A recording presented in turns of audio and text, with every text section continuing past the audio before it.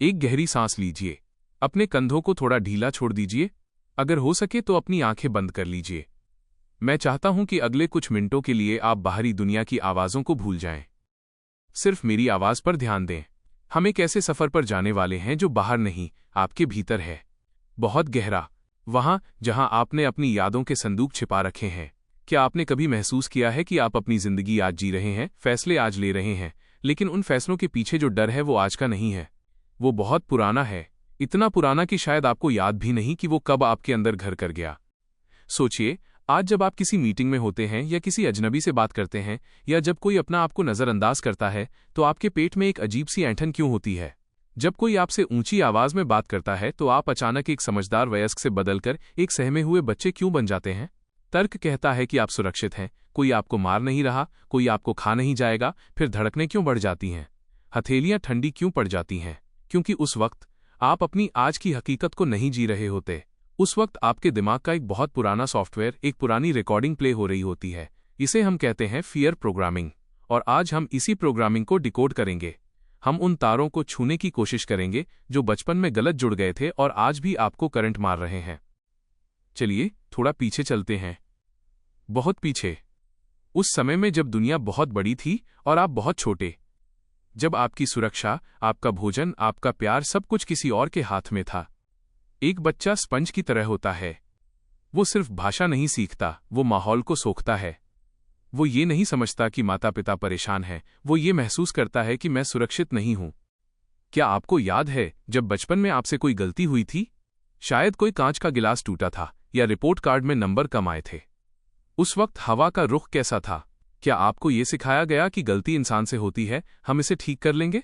या फिर वहां सन्नाटा छा गया था, एक ऐसा भारी सन्नाटा जो चिल्लाने से ज्यादा डरावना होता है? या शायद वहां गुस्सा था, चीखना था, अपमान था? अगर उस वक्त आपको ये महसूस कराया गया कि गलती करने का मतलब है कि आप प्यार के लायक नहीं हैं, तो बधाई हो, आपकी प्रोग्रामिंग का पहला कोड लिख दिया गया था। वो कोड था माइनस परफेक्शन ही सुरक्षा है। आज 20 या 30 साल बाद आप काम करते वक्त थकते नहीं हैं, आप रुकते नहीं हैं। आप परफेक्शनिस्ट हैं। लोग आपकी तारीफ करते हैं कि आप कितना बारीकी से काम करते हैं। लेकिन सच क्या है? सच ये है कि आप परफेक्शन के लिए काम नहीं कर रहे, आप उस डर से भाग रहे हैं। वो डर कि अगर एक छोटी सी भी चूक हुई तो वो बचपन वाला रिजेक्शन फिर से मिलेगा। आपको लगता है कि आप एक्सीलेंस के पीछे भाग रहे हैं, लेकिन असल में आप उस छोटे बच्चे को बचाने की कोशिश कर रहे हैं जिसे बताया गया था कि अगर तुम परफेक्ट नहीं हो तो तुम किसी काम के नहीं हो। क्या ये आपको अपनी कहानी जैसा लग रहा है? क्या आपको लगता है कि आराम करना गुनाह है? क्या खाली बैठने पर आपको बेचैनी होने लगती है? ये आपकी आज की जरूरत नहीं है, ये उस बच्चे की घबराहट है जिसे लगता था कि प्यार कमाना पड़ता है, वो मुफ्त में नहीं मिलता। अब एक दूसरे नजरिए को टटोलते हैं। रिश्तों का डर। क्या आप उन लोगों में से हैं जो ना नहीं कह पाते? कोई आपसे कुछ मांगता है, आपका मन नहीं है, आपके पास समय नहीं है, आप अंदर ही अंदर घुट रहे हैं, फिर भी आपके मुंह से निकलता है माइनस हाँ मैं कर दूंगा। क्यों? इतना डर क्यों है किसी को मना करने में? क्या आपको लगता है कि अगर आपने मना किया तो सामने वाला नाराज हो जाएगा, और अगर वो नाराज हो गया तो वो आपको छोड़ देगा? इस तार को पकड़कर पीछे ले जाइए, वापस बचपन में। क्या आपके घर में ऐसा माहौल था जहां ना सुनना किसी को पसंद नहीं था? क्या आपकी जरूरतों को, आपकी इच्छाओं को बदतमीजी या जिद का नाम दिया जाता था? जब एक बच्चे को बार बार ये महसूस कराया जाता है कि उसकी आवाज, उसकी पसंद मायने नहीं रखती, बल्कि दूसरों को खुश रखना ही उसका एकमात्र काम है, तो वो बच्चा पीपल प्लीजर बन जाता है। उसे लगता है कि उसका वजूद ही तब है जब वो दूसरों के काम आए। ये आज आपके रिश्तों में जहर घोल रहा है। आप दूसरों के लिए इतना करते हैं, अपनी खुशियों की बलि देते हैं, और फिर भी आपको वो सम्मान, वो प्यार नहीं मिलता। और फिर आप चिढ़ जाते हैं। आप सोचते हैं कि मैं सबके लिए इतना करता हूं, कोई मेरे लिए क्यों नहीं करता? ये गुस्सा उस वयस्क का नहीं है, ये उस बच्चे का गुस्सा है जिसने अपनी कैंडी दूसरों को दे दी थी ताकि लोग उसे अच्छा बच्चा कहें, लेकिन फिर भी उसे वो अपनापन नहीं मिला जिसकी उसे भूख थी। आप आज भी अपनी अच्छाई की कीमत वसूलने की कोशिश कर रहे हैं। आप प्यार मांग नहीं रहे, आप अपनी सेवाओं के बदले उसका सौदा कर रहे हैं, क्योंकि आपको सिखाया गया था कि आप जैसे हैं वैसे ही प्यार के काबिल नहीं हैं, आपको उपयोगी होना पड़ेगा। थोड़ा और गहरा उतरते हैं, उस अंधेरे कोने में जहां हम अक्सर जाना नहीं चाहते। क्या आपको टकराव से, झगड़ों से बहुत डर लगता है? अगर कहीं कोई ऊंची आवाज में बात कर रहा हो, भले ही वो आपसे बात न कर रहा हो, क्या आपका शरीर सुन्न पड़ने लगता है? क्या आप अपनी बात कहने के बजाय चुप रहना बेहतर समझते हैं ताकि शांति बनी रहे? इसे हम कहते हैं फॉन रिस्पॉन्स। बचपन में जब बड़े लड़ते थे या जब घर में तनाव होता था तो आपने क्या किया? आप शायद छिप गए, या आप एकदम चुप हो गए, अदृश्य बनने की कोशिश करने लगे ताकि किसी का ध्यान आप पर न जाए, ताकि वो गुस्सा आपकी तरफ न मुड़ जाए। आपने सीखा कि अदृश्य रहना ही सुरक्षित रहना है। आपने अपनी राय को, अपने गुस्से को, अपने आंसुओं को अंदर पी लिया। आज जब आपका पार्टनर आपसे पूछता है कि क्या हुआ, आप कहते हैं कुछ नहीं, जबकि अंदर तूफान चल रहा होता है। आप बहस नहीं करते, आप बस वहां से हट जाते हैं या मान लेते हैं ये डर आज का नहीं है।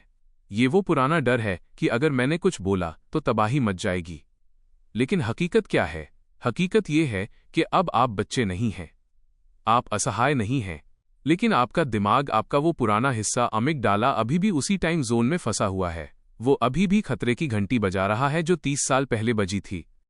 क्या आपको कभी कभी लगता है कि आप एक बहुत बड़े धोखेबाज हैं? आप जो भी सफलता पाते हैं आपको लगता है कि ये बस तुक्का है, अभी कोई आएगा और सबको बता देगा कि आपको असल में कुछ नहीं आता। Impostor syndrome. ये कहां से आता है? ये वहां से आता है जब बचपन में आपकी उपलब्धियों को या तो नजरअंदाज किया गया या उन पर बहुत ज्यादा नुक्ताचीनी की गई। 98 नंबर आए, वो 2 नंबर कहां कटे? ये एक सवाल नहीं था, ये एक बयान था कि तुम अब भी काफी नहीं हो। जब एक बच्चे की सेल्फ वर्थ को सिर्फ उसकी परफॉर्मेंस से जोड़ दिया जाता है तो वो जिंदगी भर एक एक्टर की तरह जीता है। उसे हमेशा लगता है कि वो स्टेज पर है और अगर एक बार भी स्क्रिप्ट भूली तो पर्दा गिर जाएगा। आप आज भी उस स्टेज पर खड़े हैं, तालियां बज रही हैं, लेकिन आप डर से कांप रहे हैं क्योंकि आपको पता है कि आप सिर्फ एक्टिंग कर रहे हैं। आपको लगता है कि असली आप तो बहुत कमजोर और नाकाबिल है। लेकिन क्या ये सच है, या ये सिर्फ वो आवाज है जो आपको बचपन में सुनाई गई थी और अब आपने उसे अपनी आवाज मान लिया है? इन डरों की सबसे खतरनाक बात पता है क्या है? ये हमें वो जिंदगी जीने ही नहीं देते जो हम जीना चाहते हैं। हम सेफ खेलते हैं, हम उन नौकरियों में टिके रहते हैं जो हमें चूस रही हैं क्योंकि हमें बदलाव से डर लगता है। बचपन में शायद बदलाव का मतलब था खतरा माइनस स्कूल बदलना, घर बदलना या माँ बाप का मूड बदलना। वो अनिश्चितता आज भी आपको पंगु बना देती है। आप एक जहरीले रिश्ते में टिके रहते हैं क्योंकि अकेलेपन का डर उस जहर से ज्यादा बड़ा लगता है। बचपन में अकेले होने का मतलब था मौत, क्योंकि बच्चा अकेले सरवाइव नहीं कर सकता। आज आप कर सकते हैं, लेकिन आपका अवचेतन मन ये मानने को तैयार नहीं। जरा अपनी रोजमर्रा की आदतों को देखिए। क्या आप बहुत जल्दी जल्दी खाते हैं, जैसे कोई छीन लेगा? क्या आप चलते वक्त भी हड़बड़ी में रहते हैं? क्या आप मैसेज भेजने के बाद बार बार फोन चेक करते हैं? ये छोटी छोटी हरकतें, ये माइक्रो एंजाइटी, ये सब सुराग हैं। ये बता रहे हैं कि आपका नर्वस सिस्टम आज भी युद्ध के मोड में है। वो आज भी किसी हमले का इंतजार कर रहा है। और सबसे दर्दनाक प्रोग्रामिंग होती है माइनस मैं महत्वपूर्ण नहीं हूं। अगर आपके बचपन में आपकी भावनाओं को जगह नहीं मिली, अगर आपके रोने पर कहा गया चुप हो जाओ, लड़के रोते नहीं, या इतनी सी बात पर नाटक मत करो, तो आपने सीखा कि मेरी भावनाएं गलत हैं। आज आप अपनी भावनाओं पर भरोसा ही नहीं करते। आपको दुख होता है तो आप खुद को ही डांटते हैं कि मैं ओवर रिएक्ट कर रहा हूं। आपको गुस्सा आता है तो आप उसे दबा देते हैं क्योंकि आपको लगता है कि आपको गुस्सा होने का हक नहीं है। आप अपने ही खिलाफ हो गए हैं। दुनिया से लड़ने की जरूरत ही नहीं पड़ी। आपने अपने अंदर ही एक आलोचक पाल लिया है जो आपको हर वक्त नीचा दिखाता रहता है। वो आलोचक असल में उन बड़ों की आवाज है जो कभी आपके आसपास थे। तो अब सवाल ये उठता है कि हम क्या करें? क्या हम बस एक टूटे हुए प्रोग्राम हैं? क्या हमारी किस्मत बस इन्हीं डरों के इशारों पर नाचना है? नहीं, बिल्कुल नहीं। जागरूकता ही चाबी है। अंधेरे कमरे में रखी रस्सी सांप लगती है और हमें डराती है, लेकिन जैसे ही रोशनी पड़ती है हमें दिखता है कि वो सिर्फ रस्सी है। डर गायब हो जाता है। आपको भी बस यही रोशनी जलानी है। अगली बार जब आपको वो पुरानी घबराहट महसूस हो, माइनस जब बॉस बुलाए या जब कोई मैसेज का रिप्लाई न करे, माइनस तो रुकिए। बस एक पल के लिए रुकिए। उस भावना को महसूस कीजिए। उससे भागिए मत, उसे दबाने के लिए फोन मत उठाइए या खाना मत खाइए। बस उसे देखिए। खुद से पूछिए, माइनस ये डर किसका है? क्या ये आज के 30 साल के समझदार इंसान का डर है या ये उस 5 साल के बच्चे का डर है जो कमरे में अकेला था?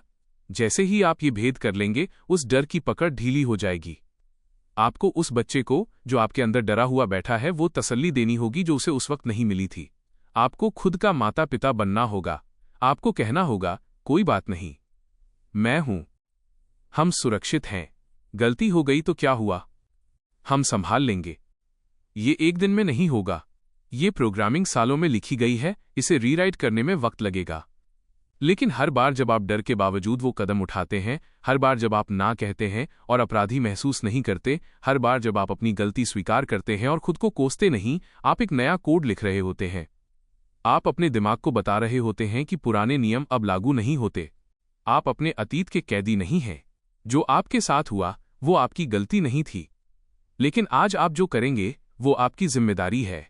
उन जंजीरों को देखिए जो अदृश्य हैं, लेकिन लोहे से ज्यादा मजबूत हैं, और धीरे धीरे एक एक करके उन्हें पिघलाने की शुरुआत कीजिए। आप जितना सोचते हैं उससे कहीं ज्यादा ताकतवर हैं।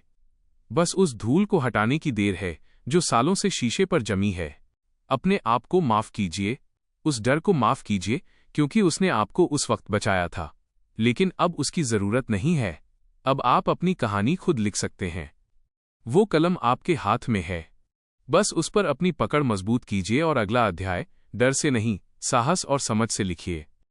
अगर ये ऑडियो आपको अपने बारे में कुछ नया सोचने पर मजबूर कर पाया हो तो इस चैनल को सब्सक्राइब कीजिए, वीडियो को लाइक कीजिए और कमेंट्स में बताइए इस कहानी का कौन सा हिस्सा आपके दिमाग में अटक गया।